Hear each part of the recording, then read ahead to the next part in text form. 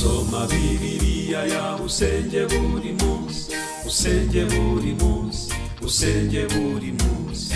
Soma Bibiliya yawe usenge buri munsi, uzabo n'imigisha. Soma Bibiliya yawe usenge buri munsi, usenge buri munsi. Ibyanditswe byera byose byahumetswe n'Imana kandi bigira umumaro wo kwigisha umuntu no kumwemeza ibyaha bye no kumutunganya no kumuhanira gukiranuka. Timoteyo wa 2 ibice 3 guhera ku murongo wa 16. Evangelizero Monde TV kwifurije umugisha w'Imana ndetse no gutungwa n'amagambo aturuka mu kanwa k'Uwiteka, kuko umuntu adatungwa n'umutsima gusa ahubwo atungwa n'amagambo aturuka mu kanwa k'Imana. Kurikira porogaramu yo gusoma Bibiliya kuri Evangelizero Monde TV, maze umwaka uzashire Bibiliya yose uyirangije. Niba utarakora subscribe cyangwa kwiyandikisha kuri iyi shene, ni umwanya wawe kugira ngo iyi gahunda itazagucika. Ni buri gitondo Imana iguha umugisha kubwo koherereza abandi ubu butumwa bwiza. Shalom shalom.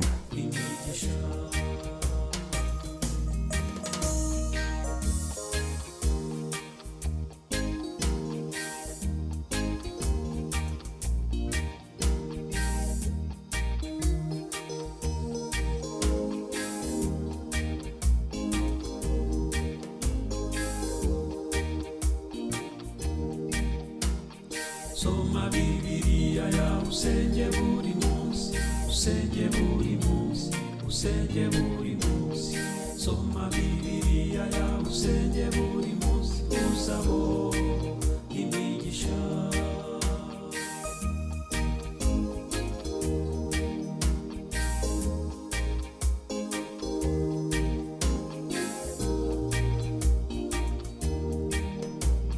Soma Bibiliya yawe usenge buri munsi, usenge buri munsi, usenge buri munsi. Soma Bibiliya yawe usenge buri munsi, uzabo imigisha. Uyu munsi turasoma mu Itangiriro ibice 27. Rebeka yoshya Yakobo kuriganya se. Isaka ashaje, amaso ye amaze kuba ibirorirori, ahamagara imfura ye Esawu ati, mwana wanjye. Aritaba ati, karame. Aramubwira ati, dore ndi umusaza, sinzi igihe nzapfira, none ndakwinginze, enda ibyo uhigisha ikirimba cyawe n'umuheto wawe, ujye mu ishyamba umpigireyo umuhigo, untekere inyama ziryoshye nzirye nk'izo nkunda, uzinzanire, ubundi mbone nguheshe umugisha ntarapfa. Rebeka yumva Isaka abwira umwana we Esawu. Esawu ajya mu ishyamba guhiga ngo ahigurire se umuhigo. Rebeka abwira Yakobo umwana we, numvise so abwira Esawu mwene so, ntigurira umuhigo, ntekere inyama ziryoshye nzirye ngo uheshe umugisha ntarapfa.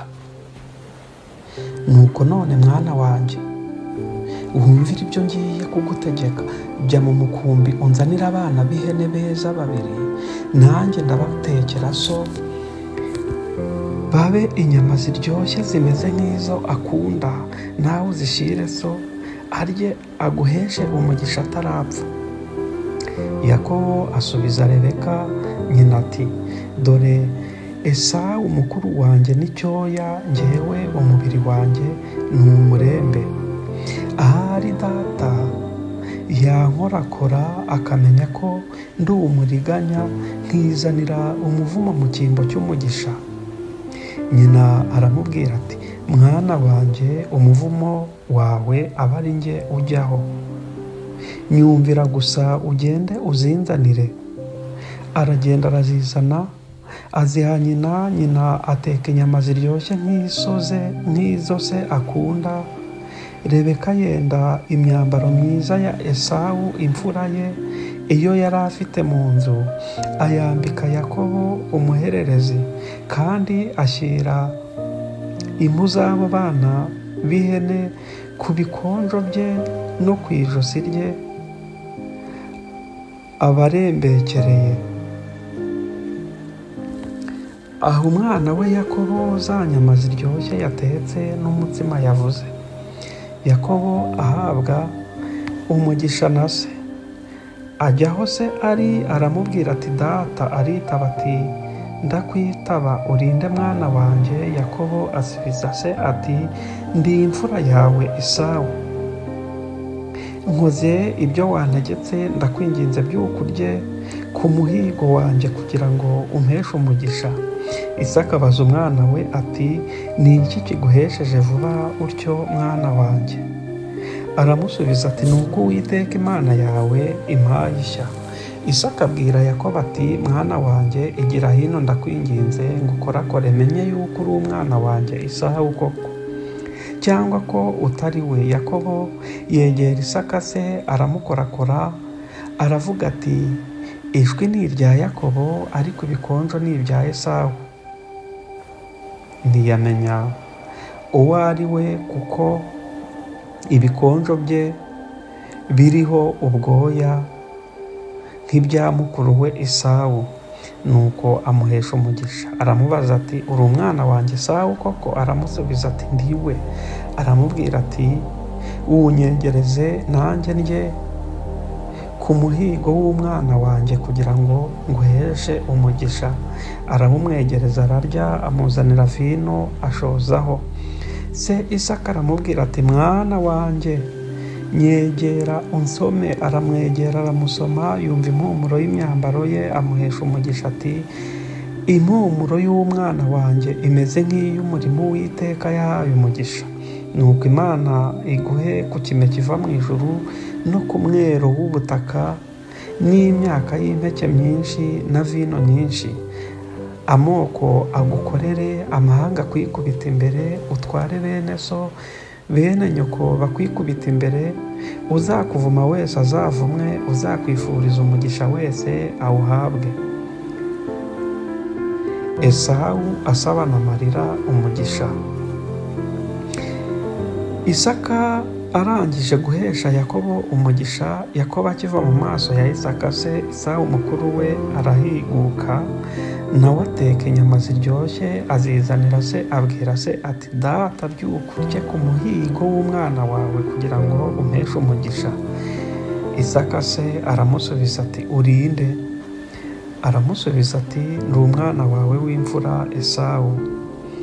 Isaka ahinda umushyitsi mwinshi cyane ati ninde wahize umuhigo akawunzanira nkaba nariye kuri byose utaraza nkamuhesha umugisha kandi koko azanawuhabwa.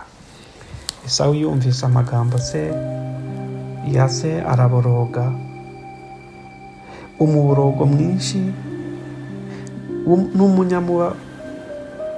w'umunyamubabaro. Abwira se ati njye nanjye mpesha umugisha data wambyaye. Aramusubiza ati murumuna wawe yazanye uburiganya yiba umugisha wawe. Aramubwira ati Yakobo ni Yakobo kuko izina ni ryo muntu.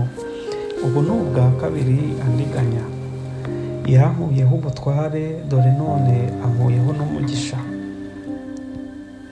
Arongera aramubaza ati nta mugisha wasigaye?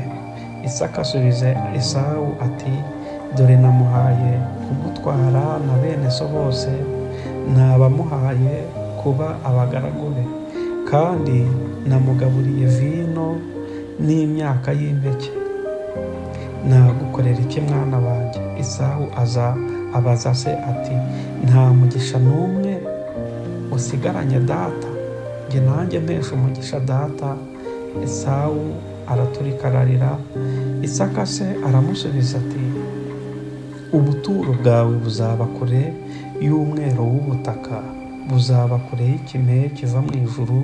Inkota yawe niyo izakubeshaho, kandi uzakorera murumuna wawe, kandi nugoma uzikuraho uburetwa yagushyizeho. Esawu ashaka kwica Yakobo. Esawu yangira Yakobo umugisha se yamuhesheje. Esawu aribwira ati iminsi yo kwirabura data iri bugufi, nibwo nzica murumuna wanjye Yakobo.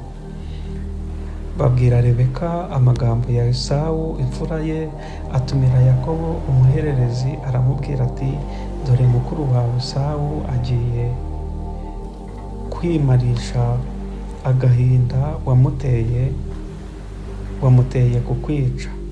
Nuko rero mwana wanjye nyumvira, haguruka uhungire i Harani kwa Labani musaza wanjye, umarane nawe iminsi itari myinshi, ugezaho uburakari bwa mukuru wawe buzashirira, ugezaho inzika ya mukuru wawe izakuviraho, akibagirwa ibyo wamugiriye, maze nzabona kugutumira ugaruke.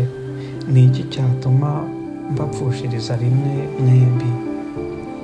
Rebeka abwira Isaka ati ubugingo bwanjye burambiwe ba bahetikazi. Yakobo yarongora umuheti nk'abandi, ubugingo bwanjye bwamarira iki? Isaka yohereza Yakobo i Padanaramu gusabayo umugeni. Isaka yohereza Yakobo i Padanaramu gusabayo umugeni. Itangiriro ibice 28. Isaka ahamagara Yakobo amuhesha umugisha, aramwihanangiriza ati ntuzarongore umunyakananikazi, haguruka ujye i Padanaramu kwa Batuweli sogokuru usabeyo umugeni mu bakobwa ba Labani nyokorume, kandi Imana ishobora byose iguha umugisha, ikororotse, ikugwize ubiteraniro ry'amahanga, kandi wowe n'urubyaro rwawe narwo ibahe umugisha yahaye Aburahamu, kugira ngo uragwe igihugu cy'ubusuhuke bwawe, icy'Imana yahaye Aburahamu. Isaka yohereza Yakobo, aragenda ajya i Padanaramu kwa Labani mwene Betuweli umwaramu, musaza wa Rebeka nyina wa Yakobo na Esawu. Kandi Esawu abonye yuko Isaka yahesheje Yakobo umugisha, aramwohereza i Padanaramu gusabayo umugeni, kandi ko yamwihanangirije akimuhesha umugisha ati ntuzarongore umunyakananikazi. Kandi Yakobo yumvise se na nyina, akajya i Padanaramu. Esawu abona yuko abanyakananikazi batanezeza se Isaka, ajya kwa Ishimayeli asabayo Mahalati umukobwa wa Ishimayeli na Burahamu mushiki wa Nebayoti, amuharika ba bagore afite. Imana ibonekera Yakobo mu nzozi. Yakobo ava i Berisheba agenda yerekeje i Harani, agera ahantu araharara buracya, kuko izuba ryari rirenze. Yenda ibuye mu mabuye yaho araryisegura, aryamaho arasinzira. Ararota abona urwego rushinzwe hasi rukageza umutwe mu ijuru, abamarayika b'Imana baruzamukiraho bakarumanukiraho, kandi Uwiteka yari ahagaze hejuru yarwo.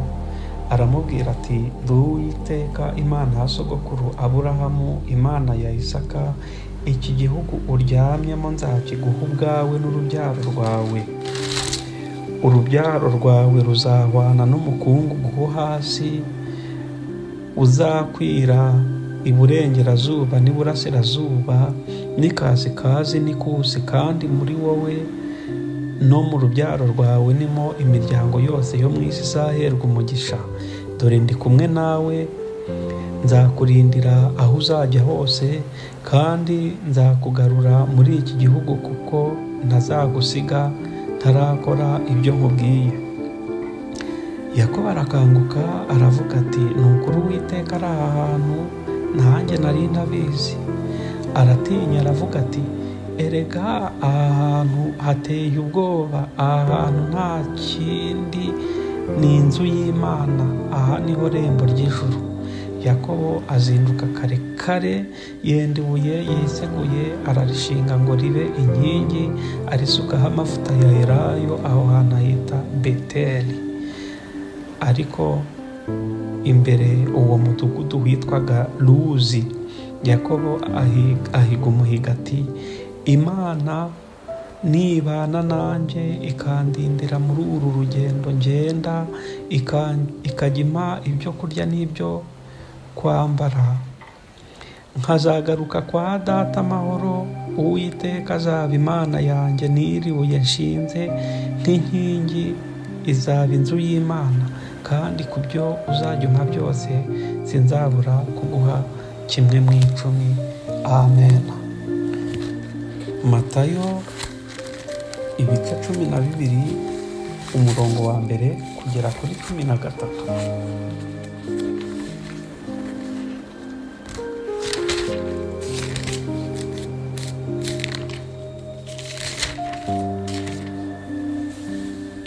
Yesu asobanura uburyo isabato ikwiriye kuziririzwa. Nuko icyo gihe Yesu agenda anyura mu mirima y'amasaka ku isabato, abigishwa be barasonza, batangira guca amahundo barayahekenya. Maze abafarisayo babonye baramubwira bati, dore abigishwa bawe ko bakora ibizira ku isabato. Nawe arabasubiza ati, mbese ntimwasomye ibyo Dawidi yakoze ubwo yasonzanaga n'abo bari kumwe, ko yinjiye mu nzu y'Imana akarya imitsima yo kumurikwa, amategeko atemeye ko ayirya cyangwa abo bari bari kumwe, keretse abatambyi bonyine? Cyangwa ntimwasomye mu mategeko uko abatambyi bazirura isabato bari mu rusengero, nyamara ntibabeho umugayo? Ariko ndababwira yuko uruta urusengero ari hano. Iyaba mwari muzi uko iri jambo risobanurwa ngo, nkunda imbabazi kuruta ibitambo, ntimwagaya abatariho urubanza, kuko Umwana w'umuntu ari umwami w'isabato. Yesu akiza umuntu unyunyutse ukuboko ku munsi w'isabato, avayo ajya mu isinagogi yabo, asangamo umuntu unyunyutse ukuboko. Babaza Yesu bati, mbese amategeko yemera gukiza umuntu ku isabato? Niko bamubajije ngo babone uko bamurega. Arabasubiza ati, ninde muri mwe waba ufite intama imwe ikagwa mu mwobo ku isabato ntayikuremo? Mbese umuntu ntaruta intama cyane? Nuko rero amategeko ntabuzanya gukora neza ku isabato. Maze abwira uwo muntu ati, rambura ukuboko kwawe. Arakurambura, kurakira, kuba nk'ukundi.